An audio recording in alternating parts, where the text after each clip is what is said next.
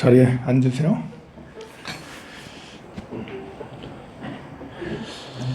우리가 이제 10월 상달 기도를 입지한 지 이제 오늘 18일째죠. 9월 초하루부터 입제해서 10월 보름까지 기도를 하게 되는데요. 기도가 입제가 되면 이렇게 그 어떤 프로그램이 진행이 된다라고 실행이 된다 생각하면 돼요. 그 9월 초하루부터 10월 보름까지 진행되는 방향이 있다라는 거예요. 그 방향이 이렇게 아주 강력하면 기도가 성취가 잘 되고, 기도 방향이 가다가 서고 그러면 참 그런 거죠. 그러니까 우리가 이제 출발을 해가지고 배를 타고 출발을 해서 엔진에 점화를 해서 출발했어요. 그래서 쭉 이렇게 계속해서 엔진이 막 이렇게 잘 돌아가서 방향도 맞고 그러면 이제 쭉 계속 순항을 하게 되는데요. 중간에 이제 바람이 역풍이 불 수도 있고 또 태풍이 불 수도 있고 또는 사고가 날 수도 있잖아요. 그러면 이제 배가 난파가 되거나 늦어지거나 어려움이 생기게 돼서 제 방향으로 잘 제 시간에 도착하지 못할 수도 있죠. 그거는 그 기도도 비슷해가지고 살면서 기도가 시작을 했다면 엔진을 점화해서 쭉 가는 걸 알 수 있는데 중간에 마장이 생기기도 하고 막 그러지 않습니까? 기도가 안 되기도 하고 못 하기도 하고 또 방해꾼들이 생길 수 있는데, 제일 중요한 것은 내가 얼마나 강한 열망을 가지고 반드시 해내야겠다는 의지를 가지면 그러면 이제 어떤 방해에도 불구하고 어려움에도 불구하고 끝까지 진행할 수 있어요. 그걸 보고 우리가 이제 어떤 그 강한 추진력 또는 강한 어떤 에너지라고 할 수가 있는데요. 배도 그렇잖아요. 배가 일단 강해. 뭐 크고 강해. 우리 대한민국 현대중공업에서 만든 배야. 그러면 어지간해서도 난파가 안 되죠. 어지간해서 비가 오고 바람이 불고 뭐 이렇게 방해꾼이 있다고 해도 그걸 뚫고 가는 게 우리나라 배잖아. 그런 것처럼 배가 이렇게 강하고 힘이 세고 그러면 난관이 생겨도 그냥 쭉 가요. 기도도 마찬가지예요. 난관이 있어도 발원력이, 원력이 강하면 쭉 가요. 근데 그 원력에 문제가 생기는 게 뭐겠어요? 자꾸 이제 이렇게 핑계 대는 거야, 핑계. 몸이 아픈데, 허리가 아픈데. 이러면서. 자꾸 기침이 나. 피곤한데요, 스님. 다라니만 나무라만 하면 그 다음에 졸린대요. 나무라 했더니 졸려요. 또 누가 그러는데 집에서 그거 하면 안 된대요. 이제 이렇게 이런저런 이유들이 굉장히 많아요. 또 이렇게 누가 아프다고, 또 내가 아프다, 어디 가야 된다고. 그리고 또 드라마가 너무 재밌다고. 해야 될 거, 봐야 될 거, 가야 될 때가 너무 많아서 기도할 시간이 없는데요. 라고. 이러면 이제 원력을 세웠다 하더라도 이렇게 계속해서 진행을 하지 않으면 그러면 이제 끝에 가서 열매를 얻어내기가 어렵습니다. 힘들어도 우리가 이제 이 생에서 다음 생, 지금 현재 이 생을 하나의 100년 동안의 생으로 이렇게 보면 이 생이 지나고 다음 생이 있고 또 전생부터 이 생까지 이렇게 있어요. 우리는 이제 태어날 때 어느 정도 이렇게 능력이나 복이나 이런 것들을 갖고 딱 태어났어요. 이미 주어졌어. 그것이 이제 누군가는 지혜로운 사람이 되고 누군가는 큰 부자가 되고 누구는 어리석은 사람이 되고 누구는 아픈 사람이 되고 그야말로 업대로 살아가고 있어요. 업대로. 근데 가만 보면 이 생만 그러냐? 우리가 다음 생에 또 태어났어. 이 생하고 별반 다르지 않아. 오히려 더 못하기가 쉬워요. 이 생이, 다음 생이 지금 생보다 더 나을 확률이 얼마나 될까? 여러분들이 지나온 삶을 한번 이렇게 생각을 해보세요. 착한 일을 얼마나 많이 하고 착한 생각을 얼마나 많이 했나, 선행 공덕을 얼마나 많이 지렸나 생각을 하면 지금보다 더 나을까? 그리고 이렇게 새로운 생이라는 게 참 좀 무서운 현상도 있어요. 뭐냐면 지금은 다행히 우리가 대한민국이 어쩌다가 대한민국에 태어나서, 물론 이제 50년 전, 60년 전에 힘들었습니다만 지금 2020년대를 살고 있어요. 지금 지구상에서 제일 체제나 아니면 경제력이나 뭐 여러 가지 상황상 뭐 안전 이런 것들까지 대한민국보다 더 나은 데가 지구상에서 별로 없어요. 미국이 제일 잘 산다 해도 총기 난사 맨날 나오잖아요. 보면 유럽도 좋은 것 같아도 꼭 그렇지가 않아요. 보면 뭐 중국은 말할 것도 없죠. 뭐 일본도 말할 것도 없어요. 지구상에 이게 200여 개가 되는 많은 나라 5대 양육제도를 다 이렇게 살펴봐도 대한민국보다 나은 데가 잘 없네?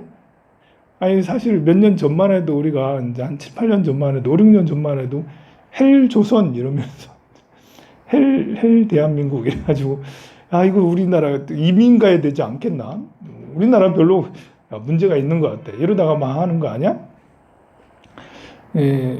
그러고 이렇게 그랬는데 몇 년 사이에 상황이 많이 달라져서 몇 년 사이에 대한민국보다 더 나은데 잘 없더라. 물론 이제 개개인마다 받아들이는 느낌이 다 다를 수 있습니다만 저는 그냥 객관적으로 살펴보면 그렇다라는 거예요. 그런데 태어남이라는 것이, 생이라는 것이 이렇게 여러 가지로 안정된 그런 나라에 태어날 수 있느냐? 그런 거는 쉬운 게 아니라는 거죠. 그래서 사람 몸으로 태어나는 것을 백천만급 난조우라고 얘기를 하는 거예요. 다음 생이 보장이 안 돼. 지금 생보다 더 나을 확률이 별로 보장이 안 된다는 거죠. 그 다음 생도 역시 다음 생도 마찬가지예요. 그런데 이것이 이제 하나의 굴레라고 할 수가 있어요. 우리 업대로 살아가는 이 굴레인데요. 이 굴레에서 벗어나는 방법은 뭘까? 어떻게 하면 이 굴레에서 벗어나지? 를 생각을 해보면 부처님의 가르침에 해답이 있어요. 이 굴레에서 벗어나는. 엊그저께 우리나라 누리호가 이렇게 발사체라고 그러는데요. 한국형 발사체예요. 전에 옛날에 나로호는 러시아형 발사체예요. 러시아형 발사체.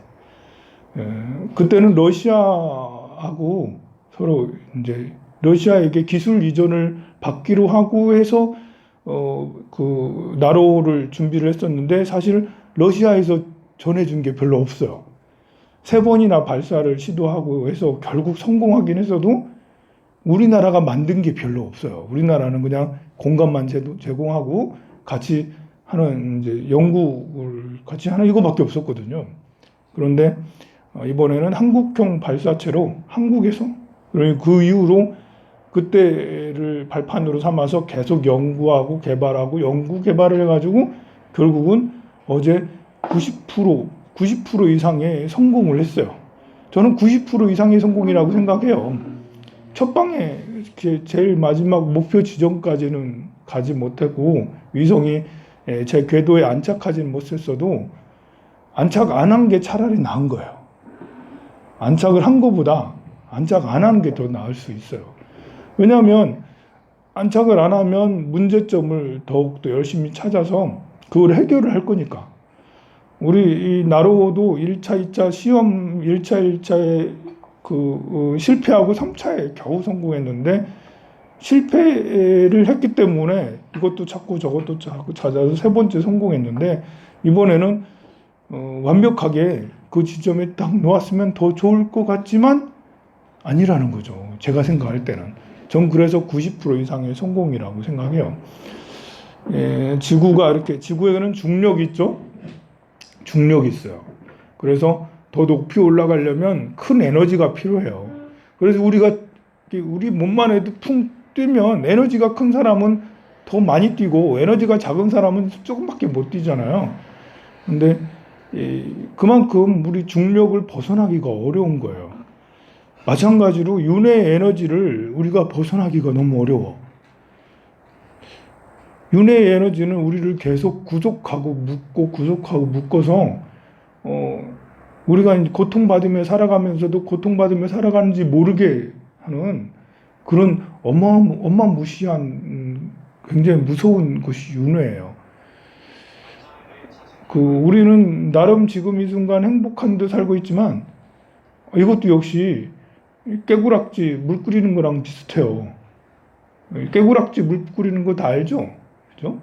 깨구리가 이제 정상적인 수온에서는 잘 살아요. 근데 밑에서 열을 가하면 점점 열을 가하는지도 모르면서 그 위에서 놀고 있다가 나중에 자기도 모르게 점점 힘을 잃고 뻗다가 나중에 생명을 잃잖아요. 우리가 살아가는 윤회가 그런 압박감을 가진 그런 상태라고 할 수가 있어요. 우리 자본주의가 좀 그렇잖아요. 자본주의는 우리 인간의 욕망을 자극해요. 그래서 더 많은 소비를 하는 사람들은 더 좋은 것 같아요. 기분이 좋고, 소비가 잘 되지 않고, 주머니가 빈약한 사람은 굉장히 괴로워하고 있는 게 자본주의 체제거든요. 그런데, 주머니가 가벼운 사람도 또한 희망을 늘 가져. 나도 언젠가는 큰 부자가 돼야지. 그래서 주말마다 로또에 가가지고 사는 거지. 가가지고 이거 하나 사면 혹시나 100만 분의 1 나라도 걸리지 않겠나? 라는 희망으로 또 사고 혹시나 나한테 좋은 일 생기지 않겠나? 라면서 그런 생각을 늘 가지면서 그러는데 그런 것들이 마약이라는 거죠. 없는 사람은 그런 희망들이 마약이고 또 있는 사람들은 욕락을 즐기면서 뻐기고 남보다 더 낫다고 그렇게 생각을 하고 있으니까 그런 것이 그런 자본주의 체제 이런 것들이 자기도 모르게 개구리가 물이 더워지는 줄도 모르고 그걸 즐기고 있다가 나중에는 어떻게 되는지 모르게 생명을 잃는 거랑 다르지가 않아요.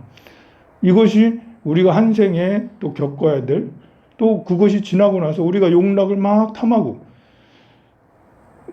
그렇게 살다가 왜 이제 자본주의 속에 살다 보면 가진 사람은 못 가진 사람을 업신여기고 무시하거든요.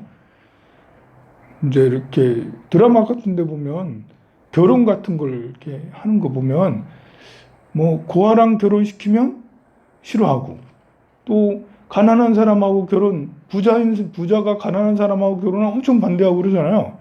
그리고 이렇게 반대하면서도 그냥 반대하는 게 아니라 인간 취급을 안 해요. 가난한 사람을 부자들은 그 영화나 텔레비 이런 거 보면 사람을 되게 업신여기고 이제 취급을 안 한다라는 거죠. 그것이 선한 건가요? 그것은 악한 일을 계속 하는 게 아닌가요? 꼭 사람을 죽여야지만 그 나쁜 일이고 이 사람을 무시하는 거는 아무 상관이 없나요? 그런 건 아니거든요. 역시 우리는 자본이 많고 없고의 노예가 돼서 내 생각을 그런 식으로 막 변하고 바뀌고 막 그렇게 하고 있어요. 이것이 나중에 어떤 과보를 불러올지 모르면서 내가 돈 많으면 당연히 내가 노력해서 이런 걸 여기까지 온 거지 라며 스스로 이렇게 자존감을 이렇게 좋게 생각하는 건 괜찮은데 남을 무시하고 함부로 행하고 이런 것들이 굉장히 많다라는 거 만연돼 있어요. 그러나 그 과보는 어떻게 될까? 그거는 알 수가 없죠. 우리가 지금 생각하는 대한민국 헌법과 법률, 제정되어 있는 또 법에서 실행하고 뭘 잘못하면 감옥 가고 뭘 잘못하면 벌금형이고 이런 것들은 현재의 기준에 맞는 거예요. 그죠? 현재의 기준에 맞는 것이 절대 기준이 아니에요. 전쟁이 일어나면 전쟁이란 특수한 상황이 생겨나잖아요. 전쟁이 일어나면 적군을 얼마나 많이 죽이냐가 그 사람이 잘하고 못하고 해요. 전쟁이 일어났어요. 나처럼 평화론자는 총칼을 버려. 남들한테도 선동하지. 총칼을 버려야 해요. 여러분, 사람을 죽여서는 안 되죠. 살상을 하면 안 돼요. 우리 비폭력으로 합시다. 그래서 대화를 합시다. 그러다 꼴깍 맞아 총 맞아 죽잖아요. 그러다 그러면 저는 계속 그렇게 하고 다니면 국가보안법에 위배돼서 안기부에 끌려가가지고 고문받고 이제 그래 될 거야 아마. 이제 전쟁이 일어나면 상대를 적을 얼마나 많이 죽이고 죽일 계획부터 하잖아. 어떻게 하면 이 총싸움에서 이겨가지고 대포를 얼만큼 쏘고 핵을 얼만큼 써서 상대방의 기지를 무력화시키고 그리고 그렇게 해서 얼마만큼 이제 해서 타격을 많이 줘서 많이 죽이고 해서 항복을 이끌어내냐. 하다 안 되면 전멸을 시켜야지. 막 극악무도한 생각까지 막 일어나고 그래요. 결국은 그렇게 해서 많이 죽인 사람은 그러면 이제 순장을 받고 상을 받고 그러죠. 영웅입니다. 영웅. 나폴레옹 영웅이시잖아요. 훌륭한 영웅. 징기즈칸 엄청난 영웅이시잖아요. 대단하시잖아요. 알렉산더도 훌륭한 영웅이세요. 대영웅이시, 역사적 위대한 영웅이에요. 근데 어떻게 됐을까요? 진짜 영웅일까요? 그런 것처럼 이제 전쟁이 나서는 그런 사람들이 영웅인데 지금 현재 자본주의는 누가 영웅이겠어요? 이재용이 영웅이지. 정의선이 영웅입니다. 뭐 이렇게 카카오나 네이버에 이런 그 회장들이 영웅이에요.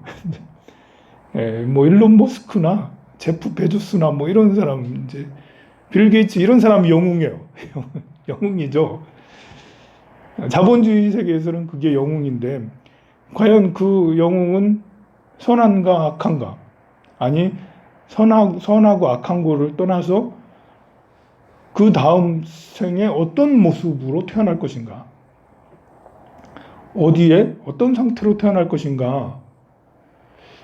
글쎄요. 뭐 이분들이 어떻게 살았는지 모르겠지만 자본주의에서 돈을 많이 끌어모으고 큰 권력, 재력을 성취했다라는 것이 악한 방법으로도 성취하는 사람이 있고 선한 방법으로 성취할 수는 있지만 어쨌든 그것이 극락왕생을 하게 되거나 아니면 선한 그런 모습으로 천상에 태어나거나 귀한 모습으로 고귀한 모습으로 태어나는 것과는 거리가 멀 수가 있죠.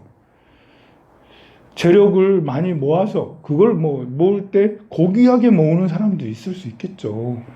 그것을 고귀하게 쓰는 사람도 있을 수 있겠지만 부자들이 그렇게 고귀하게 모으고 고귀하게 쓰는 사람은 정말 잘 없습니다. 1%도 되지가 않죠.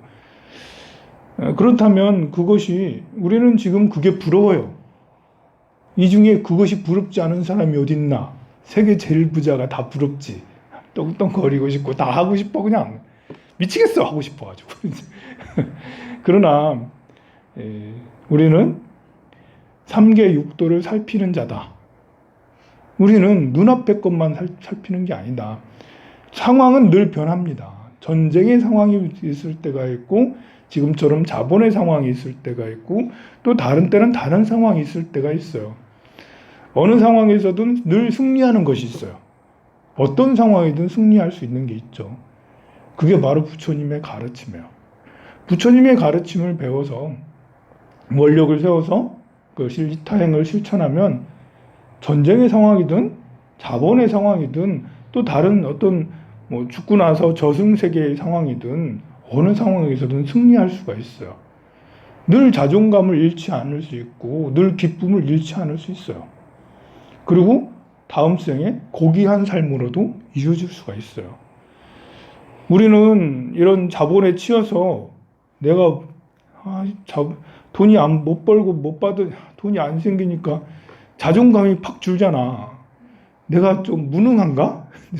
무능해서 나한테 돈도 없고 복이 없어서 나한테 취업도 안 되고 뭣도 안 되고 그러나? 이러면서 이제 기가 팍 죽어요. 우리 사람들은. 그러나 불법을 제대로 배운 자는 아니라는 거예요. 불법을 제대로 배우는 자는 그런 것은 이제 내가 살면서 좋은 옷 입고 맛있는 밥 먹고 하면 기분 좋죠. 그러나 좋은 옷 안 입어도 맛없는 것만 먹어도 괜찮아요. 출가한 비구는 어떤가요? 출가한 비구는 분소위를 입고 다녔어요. 똥유지, 똥유지 해가지고 이 똥을 하고 나서 이제 뒷물을 하고 나서 닦는 천이 있거든요. 그걸 이제 조각조각 모아서 옷을 입은 게 우리 선배님들이었어요. 나는 지금 비단 입었지만 보다시피 번쩍번쩍한 거 입었지만 우리 선배님들은 아이 똥종이가를 해가지고 그걸 입었다고요. 세상에서 가장 더러운 것을 옷으로 입었어요. 또 이렇게 우리 선배 스님들은 탁발을 하셨잖아요. 하루에 한 끼만 드시면서 아무것도 지니지 않았어요. 신발도 안 신고 맨발로 다니셨거든요. 그러나 내가 지금 행복하겠어요? 우리 가섭존자가 행복하겠어요? 우리 가섭존자가 훨씬 더 행복하셨겠죠. 훨씬 더 마음도 넓으시고 이렇게 가진 건 없고 뭐 이렇게 진짜는 이제 이렇게 그러심에도 불구하고 마음만은 이제 우주를 다 감싸는 넓고 큰 마음이죠. 그 가섭존자의 그런 마음은 과거 수천 년 전이나 지금 현재나 미래나 어느 때나 다 승리할 수 있는 마음이에요. 물론 가섭존자가 원을 세워서 나 부자 될 거야. 그럼 금방 이제 애플 같은 회사를 만들 수 있겠죠. 그만한 능력을 가지고 있으니까요. 그걸 필요를 못 느끼고 그게 중요한 게 아니라 더 중요한 것은 부처님의 가르침을 실천하는 것이 더 중요하다고 생각하기 때문에 그 고행을 하시고 그랬습니다. 자, 그런 것처럼 우리는 지금 업력에 이끌려 살아가고 있어요. 업력에 이끌려서 어떻게 해야 할지 모르는 완전히 이렇게 밀폐된 그런 철벽 안에 갇혀 있습니다. 그것이 윤회의 고리라고 할 수가 있어요. 거기에서 벗어나야죠. 벗어나는 것이 바로 우리 황룡사, 우리 불자들의 최대 목표예요. 우리 불제자들이 갖고 있는 목표는 그냥 여기서 조금 더 나은 상태가 되겠어요 이런 게 아니에요. 한 걸음 더 가서 조금 더 나은 상태가 이게 아닙니다. 우리 아들 취업이 잘 돼서 그래도 좀 떵떵거리고 살게 하겠다. 이게 목표가 아니에요. 그거는 저절로 나오는 좋은 일들이고 그보다 더 중요한 것은 이대로 살고 싶지 않다는 거예요. 어리석게 살고 싶지 않다. 이런 굴레에 살고 싶지 않고 뛰어나야겠다. 벗어나야겠다. 육도 윤회에서 벗어나야겠다. 우리가 어쩔 수 없이 자본화된 곳에 살고 있지만 그렇다고 누리지 말라는 건 아니에요. 차 타고 다니지 말라는 게 아닙니다. 차 타고 다니고 좋은 집에 사세요. 열심히 노력해서. 그와 함께 그보다 더 중요한 것은 이 굴레일 때 굴레에서 벗어나야 된다는 생각들을 가지고 그 원력으로 계속 발언하고 기도하고 그래서 이런 순간들이 굉장히 중요한 거죠. 이런 순간들 기도하고 법문 듣고 강의하고 이런 것들이 이제 벗어나야겠다라는 인지를 할 수 있는 것이잖아요.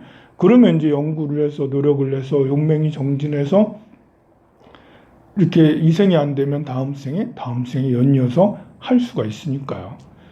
그래서 여기 계신 모든 분들은 이 삼계육도를 벗어날 수 있는 인연을 가진 자라고 할 수가 있어요.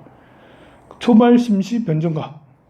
이 초발심을 내서 언젠가는 시간이 지나면 정각을 이룰 수가 있습니다. 오늘 세 번째 제 10월 상달이라는 것은 이 가을에 모든 것이 다 이제 그 수확이 돼서 씨로 전환하기 직전, 저장하기 직전 수확이 되는 시기예요. 이 수확을 회양을 잘 하겠다라는 거예요. 겨울은 저장이고요. 지금 이 상달 같은 데는 수확을 해서 판매를 하기도 하고 보시를 하기도 하고 어떻게 전해주는 중간 단계라고 할 수가 있는데요. 이것이 우리가 가진 모든 수확들을 하늘세계 또 온 세계에 다 회양을 해서 그 회양이 그 열매가 단 하나의 열매로 지나지 않고 온 세상에 가득하고자 하는 그런 시기니까요. 이때 함께 기도할 수 있는 것이 참 좋은 것 같습니다. 더불어 오늘 기제사도 함께 있는데요. 기제를 당한 기제에 있는 이분들의 극락왕생도 함께 빌고, 또 여러분들의 조상 영가님들도 이렇게 중간계에 속하는, 그러니까 상달이 좋은 거는 우리가 이제 그 발언하고 생각하고 또 기도하는 이런 것이 잘 통한다라는 거예요. 잘 이루어질 수 있는 때라는 거예요. 봄, 여름에는 이루기보다는 펼치는 때라서 수확하는 게 아니고 회양되는 게 아니라 막 열심히 치고 나가고 막 확산하는 그런 시기가 봄, 여름이에요. 이런 가을에 상달에는 바로 지금 같은 기도하기가 굉장히 좋은 때니까요. 개인적인 소원도 생각을 하시고, 또 우리가 황룡사에서 추구하는 같이 발언하는 통원들도 같이 생각을 해서 한다면 좋은 결과 있으리라 생각이 됩니다. 자, 영단을 향해서 앉아주세요.